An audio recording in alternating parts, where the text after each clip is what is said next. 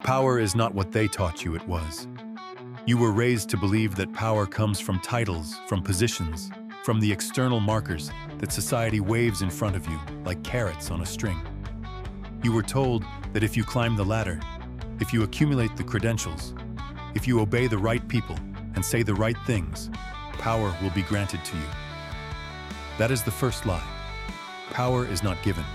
Power is taken, but not in the way you think. The world is divided into two categories of people: those who understand the invisible architecture of human interaction, and those who are moved by it without ever seeing the strings. Most people live their entire lives in the second category. They react, they respond, they believe their choices are their own, unaware that every decision they make has been shaped by forces they never learned to perceive. This is not a video about manipulation. This is not a video about dominating others or crushing your enemies beneath your feet. Those are the concerns of the insecure, the frightened, the people who mistake aggression for strength. This is about something deeper, something that philosophers have whispered about for centuries, something that psychologists have documented but rarely explained in terms you can actually use. There are 3 laws of power that govern every human interaction you will ever have. These laws operate whether you acknowledge them or not. They are as fundamental to social reality as gravity is to physical reality. And just like gravity, you can choose to understand them and work with them, or you can remain ignorant and wonder why you keep falling. Before we begin, subscribe to this channel, not because I need you to, because if you're the kind of person who seeks knowledge that others avoid, you'll want to hear what comes next. The algorithm rewards those who commit. Become one of them. Let me tell you about the 3 laws. The first law: power lives in perception, not reality. Here is what they never told you in school. Reality does not matter, not in the way you think it does. You can be the most competent person in the room.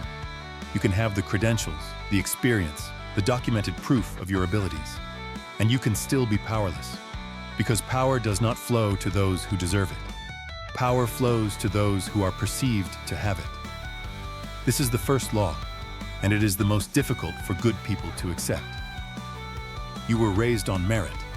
You were told that hard work would be rewarded, that excellence would be recognized, that the truth would set you free.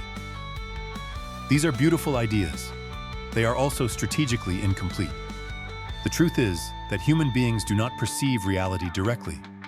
We perceive stories, we perceive patterns, we perceive symbols and social cues that our primitive brains process faster than conscious thought. And those perceptions create the reality we live in. Consider the Milgram experiments. A man in a lab coat, with no actual authority, convinced ordinary people to administer what they believed were lethal electric shocks to strangers. The authority was not real. The lab coat was a costume. The setting was a performance. But the perception of authority was so powerful that it overrode moral instinct, personal values, and self-preservation. The lab coat had more power than the person wearing it. This is the architecture of social power. It is not about what you are. It is about what you appear to be. And the distance between those two things is where most people lose everything they've worked for. You see this in corporate environments. The person who gets promoted is rarely the person who does the best work. It is the person who ensures their work is visible. The person who controls the narrative about their contributions. The person who understands that a meeting is not a forum for collaboration. It is a theater where perception is shaped. You see this in relationships. The person who cares less has more power. Not because caring is weakness, but because the appearance of abundance creates gravitational pull. Desperation repels. Outcome independence attracts. These are not moral judgments. These are observations of how human psychology functions beneath the level of conscious awareness. You see this in leadership. The leaders who project certainty, even when they are uncertain, are followed. The leaders who show doubt, even when they are correct, are questioned. This is why confidence is often more valuable than competence. Not because competence doesn't matter, but because perception creates the space for competence to operate. Most people resist this law because it feels dishonest. They believe that authenticity means showing every doubt, every flaw, every moment of uncertainty. They believe that hiding weakness is the same as lying. This is a child's understanding of integrity. Maturity is understanding that you are always performing. You are always shaping perception. The only question is whether you are doing it intentionally or accidentally. Whether you are controlling the story or allowing others to write it for you. The surgeon who tells you the statistics of surgical complications before your operation is being authentic. The surgeon who projects calm confidence while being equally aware of those statistics is being effective. Both are telling the truth. Only one is wielding power. This is not about deception. This is about narrative control. It is about understanding that every interaction is a negotiation about reality, and the person who frames that reality first, most clearly and most confidently, wins. You must become conscious of the signals you are sending. The way you dress is a signal. The speed at which you respond to messages is a signal. The emotions you display are signals. The stories you tell about yourself are signals. Every moment of every day, you are broadcasting information about your position in the social hierarchy. Most people broadcast randomly. They dress for comfort. They respond immediately because they fear being rude. They complain openly because they need to vent. They diminish their achievements because they fear appearing arrogant. And then they wonder why they are not taken seriously. The first law demands that you become the architect of your own perception. You must understand how you are seen before you can change it. You must recognize that reputation is currency, and you are either spending it wisely or hemorrhaging it through negligence. This does not mean becoming fake. This means becoming strategic. There is a difference between lying about who you are and being selective about what you reveal. There is a difference between pretending to have power and carrying yourself like someone who does not need to prove it. The monk has power because he appears to need nothing. The beggar has none because he appears to need everything. Both may have the same internal state. Only one controls the perception. If you take nothing else from this video, understand this. The world will judge you not by your intentions, but by your presentation. Not by your potential, but by your performance. Not by what you know yourself to be, but by what you allow others to conclude. Master the first law. Become deliberate in your signals. Control the narrative before someone else does. Because in the game of power, perception is not everything. It is the only thing. The second law, power expands in silence, not speech. The second law contradicts everything you've been taught about communication. You were told to speak up, to make your voice heard, to never let your ideas go unnoticed. You were taught that visibility equals value, that the person who talks the most must know the most. This is why most people are powerless. The second law states this. Power expands in the space you do not fill. The less you say, the more weight your words carry. The less you reveal, the more others project onto you. The less you react, the more you control the frame. Silence is not the absence of power. Silence is the concentration of it. Consider the dynamics of any conversation. The person who talks more is perceived as having less authority. They are explaining. They are justifying. They are seeking approval. The person who speaks less, who chooses their moments, who lets silence do the work, is perceived as holding something back, something valuable, something that must be earned. This is the power of scarcity applied to communication. Robert Greene wrote that when you say less than necessary, people cannot decipher your intentions. They become anxious in the uncertainty. They begin to fill the silence with their own fears and desires. And in that space, you gain influence without ever asserting it. This is not about being mysterious for the sake of aesthetics. This is about understanding that human beings are meaning-making machines. We cannot tolerate ambiguity. When faced with silence, with gaps in information, with people who do not telegraph their every thought, we compulsively create narratives to fill the void. And the person who controls that void controls the narrative. You see this in negotiations. The amateur talks first. They explain their position. They justify their asking price. They fill every silence with more information, more concessions, more vulnerability. The professional sits in silence. They let the other party speak. They let discomfort do the work. And inevitably, The person who breaks the silence first loses ground. You see this in leadership. The leader who constantly explains their decisions appears defensive. The leader who announces a decision and moves forward appears confident. The former invites debate. The latter commands action. You see this in relationships. The person who constantly professes their feelings, who needs to verbalize every emotion, who cannot sit in the mystery of connection, becomes exhausting. The person who is comfortable in silence, who trusts that presence speaks louder than words, becomes magnetic. There is a reason that every wisdom tradition emphasizes restraint in speech. The Stoics warned against speaking more than necessary. The Buddhists teach that right speech includes knowing when not to speak. Even the Christian Bible states that even a fool is thought wise if he keeps silent. This is not cultural coincidence. This is recognition of a fundamental truth about power dynamics. When you speak constantly, you give others ammunition. Every word is data. Every opinion is a position they can argue against. Every emotion you express is a lever they can pull. You make yourself predictable, and predictability is the death of power. The person who shares every thought has no mystery. The person who announces every move has no strategic advantage. The person who reacts immediately to every provocation has no self-control, and power flows away from them like water through open fingers. The second law requires discipline. It requires you to suppress the human need for validation through speech. It requires you to become comfortable with being misunderstood, at least temporarily. It requires you to trust that your presence, your actions, and your strategic words will communicate more than verbal diarrhea ever could. This is especially difficult in the modern world. We live in an age of constant broadcasting.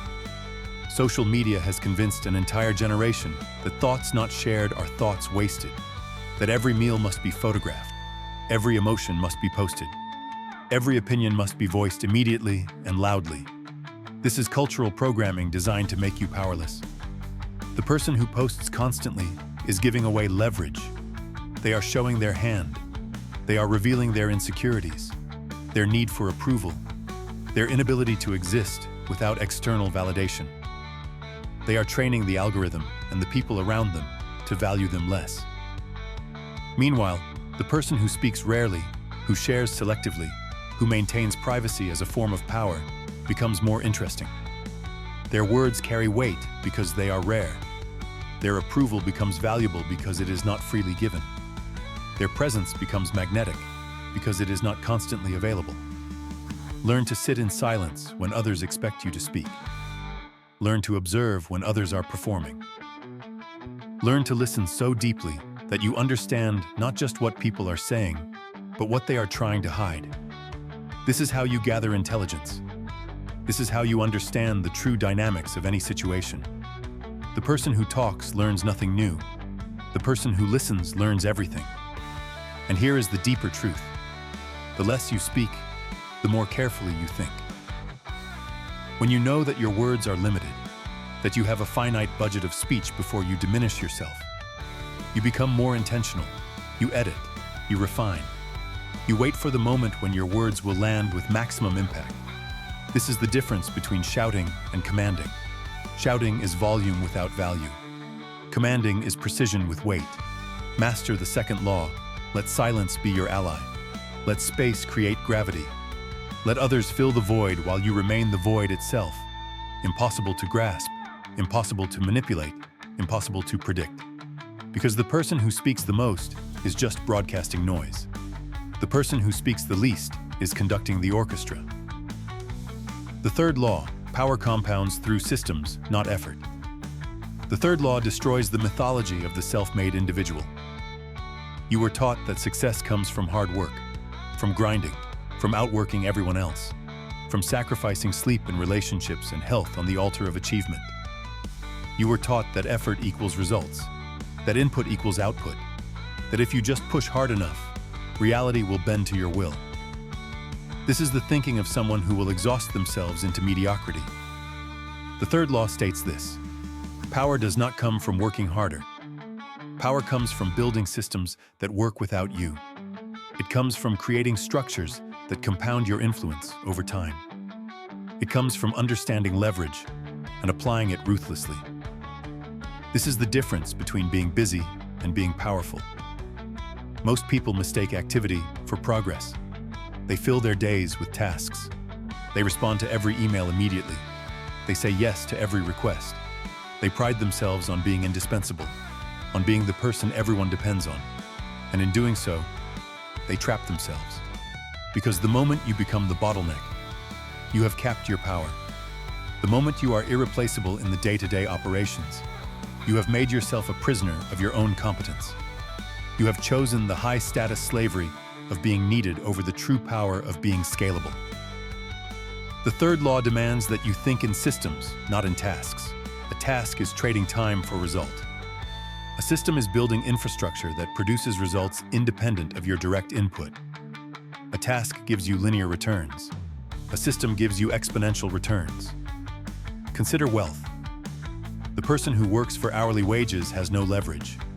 They are trading time for money at a fixed rate. The ceiling of their power is the number of hours they can work before their body breaks down. The person who builds a business has created a system. The business can make money while they sleep. It can scale beyond their individual capacity. It can compound value through the efforts of others. The person who invests in assets has created a self-sustaining system. Their money makes money. Time becomes their ally rather than their enemy. They have escaped the trap of linear returns. This applies to every domain of power, not just money. In relationships, the person who manually maintains every friendship will eventually be overwhelmed. The person who creates rituals, regular gatherings, shared projects, has built a social system that maintains itself.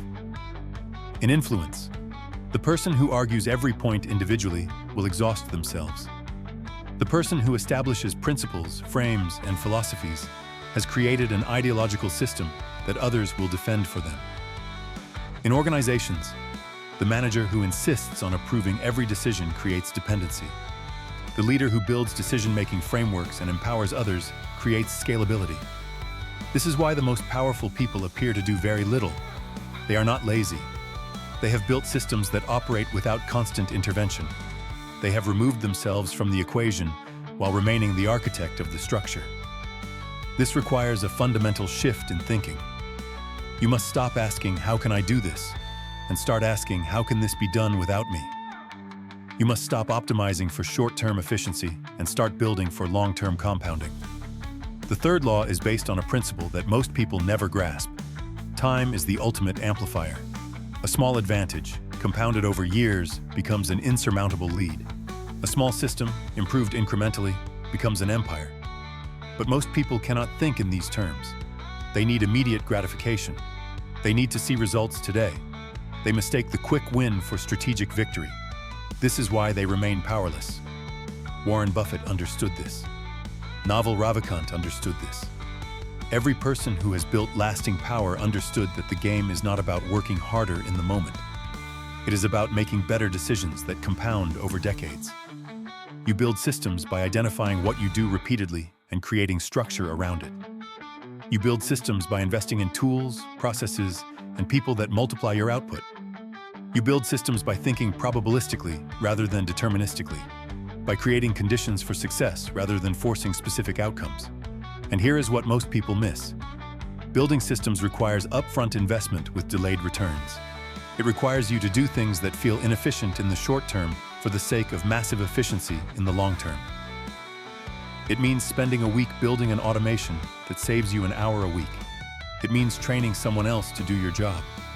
It means writing documentation instead of just doing the task faster yourself. It means creating frameworks instead of making decisions. Most people will not do this. They will choose the dopamine hit of immediate task completion over the patient work of system building. They will remain trapped in the cycle of trading time for results, wondering why they are always busy but never powerful. The third law also reveals why generalists often accumulate more power than specialists. The specialist has deep knowledge in one domain. The generalist understands how systems connect across domains. They see patterns that others miss. They can combine insights from unrelated fields to create novel solutions. Steve Jobs was not the best engineer. He was not the best designer. He was not the best businessman. But he understood how these systems connected. He built an organization that integrated them into something greater than the sum of its parts. This is systems thinking at the highest level. You must become someone who sees the architecture beneath the surface, who understands that every institution, every market, every social structure is a system with inputs and outputs, feedback loops and leverage points. And the person who can identify those leverage points can move the entire system with minimal effort. Archimedes said, "Give me a lever long enough and a fulcrum on which to place it, and I shall move the world." This is not just physics. This is the fundamental principle of power. You are not strong enough to move the world through brute force. No one is. But you can find the leverage points in the systems around you. You can apply pressure where it multiplies. You can build infrastructure that compounds your efforts across time. This is how empires are built. This is how fortunes are made. This is how influence expands beyond the limits of individual capacity. Master the third law. Stop trading time for results. Start building systems that generate results. Think in decades, not days. Invest in leverage, not labor. Because the person who works the hardest is just exhausting themselves. The person who builds the best system is building a dynasty. These three laws are not separate principles. They are facets of the same fundamental truth about power. Power is not about force. It is about understanding the invisible structures that govern human behavior and positioning yourself within them strategically. The first law teaches you to control perception, because perception is the bedrock of social reality. If you cannot shape how you are seen, you cannot shape what happens to you. The second law teaches you to weaponize silence, because communication is a game of information asymmetry. The person who reveals less has more room to maneuver. The third law teaches you to build systems because individual effort has a ceiling. Only systems can compound across time and scale beyond your personal limitations. Together, these laws form a framework for understanding power that has nothing to do with dominance and everything to do with mastery. Mastery of yourself. Mastery of perception. Mastery of systems. Most people will never learn these laws. They will spend their lives reacting to forces they do not understand. They will work hard and wonder why they are not rewarded. They will speak constantly and wonder why they are not heard. They will chase power through conventional means and find themselves empty when they reach the top. But you are not most people. You would not have watched this far if you were. You are someone who seeks the hidden knowledge, someone who is willing to think differently, someone who understands that the real game is not the one being played on the surface. The question is not whether these laws are true. The question is what you will do with this knowledge. Will you continue to play by the rules you were given, hoping that the system will eventually reward your compliance? Or will you learn the deeper rules, the ones that actually govern outcomes, and begin to play a different game entirely? That choice is yours. It always has been. But now you cannot claim ignorance. Now you know the architecture. Now you see the strings. What you do next will determine everything. If this resonated with you, subscribe, because this is just the beginning. There are deeper patterns to explore, darker truths to examine, more knowledge that the comfortable will never seek. But you are not here for comfort. You are here for power. And power, real power, belongs to those who understand what others refuse to see.